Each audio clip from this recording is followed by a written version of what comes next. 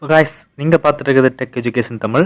இன்னைக்கான வீடியோவில் பார்த்தீங்க அப்படின்னா, நார்மலாக நம்ம இன்ஸ்டாகிராமில் வந்து நேம் வச்சுருப்போம் இல்லை? ஸோ அந்த நேமில் வந்து இருக்க ஃபாண்டை வந்து நம்ம வந்து ஸ்டைலிஷாக எப்படி மாற்றுறது அப்படின்னு டீட்டெயிலாக பார்க்கலாம். ஓகேவா? ஸோ வீடியோக்குள்ளே போகிறதுக்கு முன்னாடி நீங்கள் நம்ம சேனலுக்கு புது வியூவராக இருந்தீங்கன்னா மறக்காமல் நம்ம சேனலை சப்ஸ்கிரைப் பண்ணுங்கள். சப்ஸ்கிரைப் பண்ணிங்கன்னா தான் நம்ம சேனலில் அடுத்தது போடக்கூடிய வீடியோஸ் எல்லாம் உங்களுக்கு தவறாமல் நோட்டிஃபிகேஷனில் கிடைக்கும். ஸோ வாங்க டேரெக்டாக வீடியோக்குள்ளே போகலாம். ஃபஸ்ட்டு வந்து இந்த மாதிரி ஃபாண்டை வந்து ஸ்டைலிஷாக மாற்றுறதுக்கு உங்களோட ஃபோனில் வந்து குரோம் ஓப்பன் பண்ணுங்க. ஓகேவா? ஸோ குரோம் எனி ப்ரௌசராக இருந்தாலும் பிரச்சனை இல்லை, ஏதாச்சும் ஒன்று ஓப்பன் பண்ணுங்கள். ஓகேவா? ஸோ இந்த இடத்துல வந்து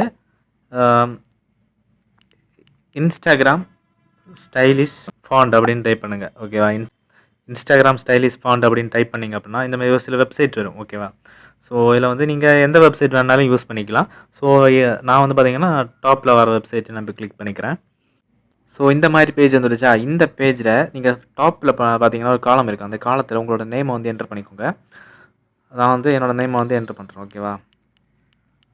ஓகே, நேமை என்டர் பண்ணியாச்சா? என்டர் பண்ணிட்டு கீழே ஸ்க்ரோல் பண்ணிங்கன்னா கீழே ஏகப்பட்ட ஃபாண்ட் ஸ்டைல் கொடுத்துருப்பாங்க. ஸோ நீங்கள் என்டர் பண்ண நேமில் ஏகப்பட்ட ஃபாண்ட் இருக்கும். ஸோ இதில் வந்து உங்களுக்கு என்ன ஃபாண்ட் பிடிச்சிருக்கு அப்படிங்கிறத நீங்கள் செலக்ட் பண்ணிக்கோங்க. இப்போ எக்ஸாம்பிளுக்கு பார்த்தீங்க அப்படின்னா நான் டாப்பில் இருக்க இந்த ஒரு ஃபாண்ட்டை வந்து நான் செலக்ட் பண்ணிக்கிறேன். செலக்ட் பண்ணால் தான் இந்த மாதிரி ஒரு இது மாதிரி காமிக்கும். ஓகேவா? ஸோ அது பார்த்தீங்கன்னா கீழே காப்பீடு அப்படின்னு ஆகுது. அதை டச் பண்ணோம் அப்படின்னாலே காப்பி ஆயிரும். ஓகேவா? ஸோ காப்பி பண்ணிவிட்டு எகெயின் இன்ஸ்டாகிராம் வாங்க. ஸோ இன்ஸ்டாகிராம் வந்து